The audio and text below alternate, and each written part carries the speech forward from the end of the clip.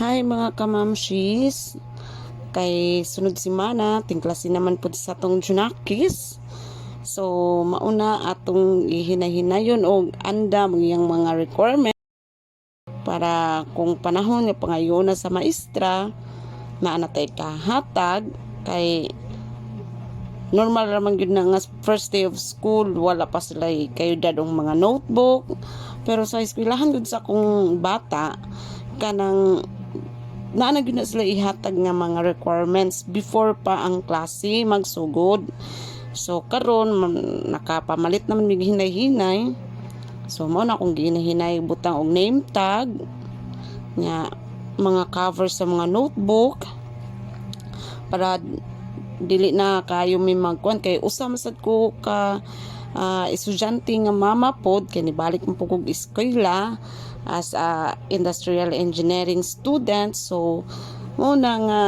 unahon sa natog atiman ang mga gamit sa atong anak para sa iyang eskwelahan kay puhon-puhon inigsugod na sa klase namong duha. So dili na jud kayo inana nakakuan kanang bakante kay nanapod koy ako apon nga mga lessons nga kinahanglan akong tun-an nga at the same time napadud akong anak. So karon nga wala pa nagsugod akong klase or among klase mo nang atong hinahinayan sa og pamutang og mga name tag, ang mga notebook, roller ug unsa pa na nga mga gamit sa eskwelahan sa tong anak para just in case nga mga mawagtang silang bag or silang mga gipamutangan dali ra siya matrace kay na may name ang mga butang sa imong anak. So mauna diha ron kana nagkupot ko og crayons nang crayons na nanay pangan o kana stapler na pud siya stapler ambot og mag-unsa sila nga na stapler nya gunting usual ballpen red ug black. So ang akong bata kay grade 3 naman na siya, so base maggamit na sila or mag-practice na sila mo gamit og ballpen, and then na eraser kana index card ambot ug unsaon na nila ang index card kana sila 1/2 index card, pero basin gamito na nila og kanang attendance I don't know kay sa amo sad good mag index card may gamit na siya para sa attendance na mo ambot sa ako ang anak kung unsay gapita dahil lang index card. So mauna giuna pa na kuan pamutang or pang-arrange ang iyang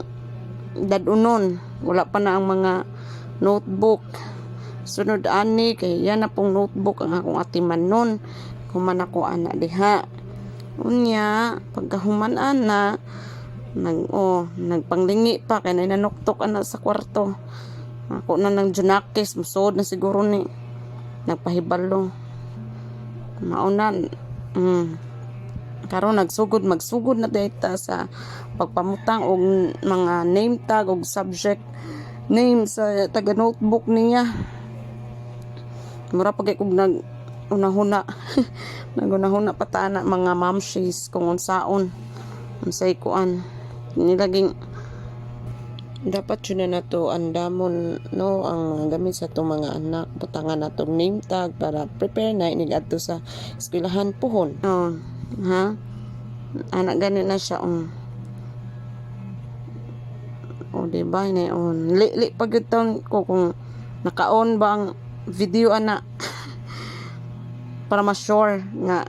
naka-video na diha tanawa naglibog pa gani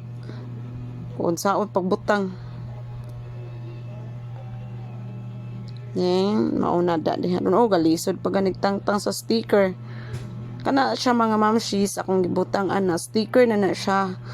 sabing hinimo na siya sa ako ang Paris ang ako ng Paris na naghimo siyang name tag yung name, grade og section nga igo na lang nako siya ipapilit nga kuan ako nang gihimuan na ako nang gisuwatan na ang subject name niya kay lain-lain man gud subject, so wala kay bawa akong pares kung unsay mga subject sa akong sa among bata mao na nga